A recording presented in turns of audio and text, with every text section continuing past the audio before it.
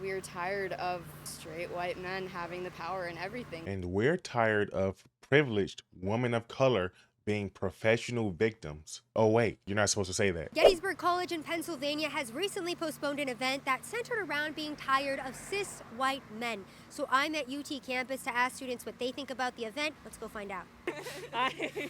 Yeah, that's fine. I mean, I don't know too much about what is like the event like. So it was an event where people were going to go like paint and draw about how they're tired of cis white men, and then the students were going to be able to display their art, kind of just like, you know, showing how Really? they feel about it. What do you think? I feel like that's a pretty healthy way. I mean, like I think it's kind of funny, you know, like It's hating on funny? like cis men because, like, just taking out anger in a more healthy way. Like if they're just doing art and like painting and expressing their emotions. What is healthy about hating on somebody for their skin color and their sexual orientation? What if I said that I didn't like gay black woman? You know, just basically the antithesis of what, they just said straight white male. Just did the opposite. What if I said that? Would that be okay? I don't think so. That would be terrible. Through like a creative way. Hell yeah, like I support. I think the problem is just the name and that they're just like, oh, why are you attacking like a certain demographic? I think if they just change the name and just do like sneakily, I guess it would be better. Sneakily. Negativity is not the answer. I'm gonna be a closeted racist, not a overt racist. Basically, is what they're saying. Honestly, I think it is helpful because there's just a lot of problems within, like, I guess, certain type of cis men. You know what I mean? Like, I'm not saying like all of them are like, but like there is that certain behavior that some cis men will like carry. I feel like they just get away with too much. If you were talking about any other demographic of person, this would be a problem. But the cis white men too at that. If it was any other demographic, I promise it would be a problem. I don't know. It seems a little bit Racist? problematic, I'd say. Oh, It's problematic. important to He's being nice. We're tired of straight white men having the power and everything, and it's like we as women of color, as like students at this university, like Oh my we're God. very much capable of certain things, and we don't have the same privileges that are offered to straight white men. And I've been hearing that from a lot of the ladies that I've been talking to today. Talk to me about what some of those privileges are Please. that, you know, straight white men have that you don't have. Talk to me about that. I think I don't really know. Have you ever experienced like a specific instance? I don't know, but I also need to go. I know, I I'm do really need sorry. to. Hold on. No. You can't just make a bold claim like this and say, I need to go. What are these instances? Name one. Just name one of them. What are these privileges that you supposedly put onto white men that you don't have as a person that's going to college right now? She looks pretty well put together. She knows how to articulate herself very well. So she had a good education, at least what it seems like to me. I don't know. I might be just assuming that because she has dumb thoughts. So who knows if her education was actually good. Talk to me about some of those privileges that white people have that you guys don't have. I am a black queer person. If I were to just walk amongst the streets, I'm also like women like I look very feminine. If I were to walk across the streets in the dark as a black queer female presenting person, I would not feel safe. Nobody cares that you are queer, but now the woman thing, that might be a thing. If you walk in a dark place, if I want to advise anybody, man or a woman, to be walking like, in the dark really too much, try to find a way to transport yourself other than walking for anybody. That is, just because it's crazy out here nowadays. So I guess the woman thing, she might have a bit of a point. But in terms of like the queer thing, I don't think anybody even knows that you're queer really. They don't even look at you like that. From what I see, you just look like a woman. Like, a woman of color, if you want to say that. But even a woman of color, the color doesn't matter either. It's really just you being a woman in general. But okay, you can bring race and sexuality into this, whatever. They always do it. That's what they do. Because I feel like I would be pretty targeted. But if I were a white cis man, I don't think I'd be like the type of person someone would come up to and hate crime, because that's just not what happens. What?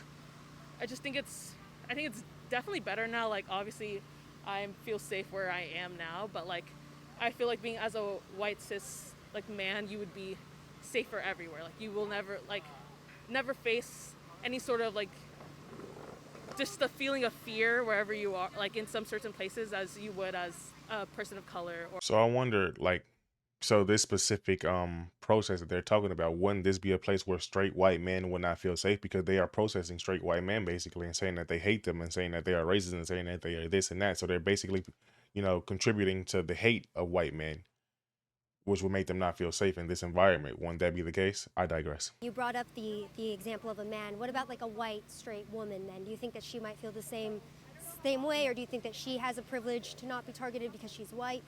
I think I think And she's almost as well as much of a target as a black woman because the woman's black. The police might have some suspicion, and it's not all in all cases, but in some cases that has happened before. I don't think that that's necessarily a overwhelming majority of people that experience this type of stuff. I think that's a minority, so it's statistically insignificant if you ask me. When they look at a black person or an Indian person, they automatically have this profile in their head, racial profiling, and that still exists. I mean, we're not going to escape that until human depravity itself goes away. Wouldn't that be the same exact way with white men, especially at this specific protest? Like I keep saying, wouldn't they be racially profiled because they are assumed to be a certain way because of their race, being white and a man, and their gender too? So racially profiled and I guess gender profiled. I don't know what that means, but you know what I mean. Yeah. Definitely, I guess just getting away with situations. If I were to, I don't know, I guess They don't know what they're saying. I have to think about it. I can't. They don't know what they are saying. They don't understand the rhetoric that they are pushing. They don't know what they agree with. They just say stuff to just say it. A lot of people accuse me of being contrarian just to be contrarian and stuff. I don't believe so. I think I actually think about what I say, and I have reasons to believe what I say, and I can explain those reasons if you ask me. They cannot explain why they say the things that they say. They just say the things that they say because they hear other people say it to sound cool. And that's it. That's what this is. This is a fad. There is a man who commits a crime, and he's, a regular-looking white guy. Police are, generally more likely to not have adverse reactions to them. Say if they're having any sudden movements or sharp movements, they'll generally be more lenient with them compared to if it was a black or brown person. Where do you get that analysis from? I wonder. Statistics. Crime statistics. You absolutely do not, because overwhelmingly the data suggests that it is statistically insignificant what color you are when interacting with the police. There are rarely any of those black police shootings that they protest and all of that for Black Lives Matter. That rarely happens. That is a disgustingly low number of the percentage is low. I'm gonna put the percentage up right now. Rates of arrest compared to comparing white people to black and brown people or minorities in general.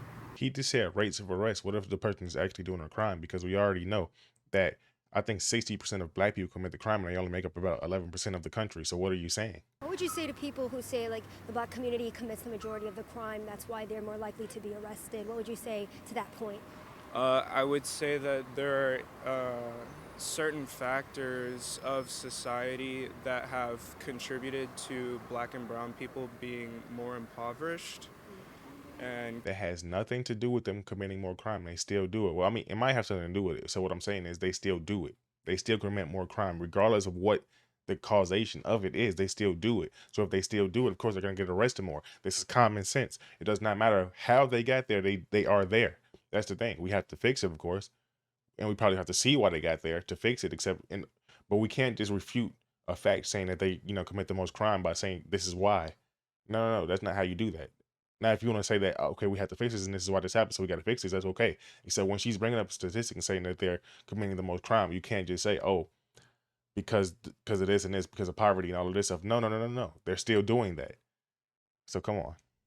Do you think that it's easier to be racist towards the white community in 2022? Kind of a shitty thing if anybody were to say I feel like I'm not comfortable in my whiteness. My brother, you can't fix that. It's not something you can change. So I just want to say that last statement that the guy that she was just bringing up, no, the other guy brought up saying I'm afraid of, like I'm ashamed of my whiteness or whatever. That's pathetic. That's like one of the most pathetic statements that I've ever heard in my life. But with that being said, this is a good video. My name is Jay Dottie. If you like the video, subscribe. Peace.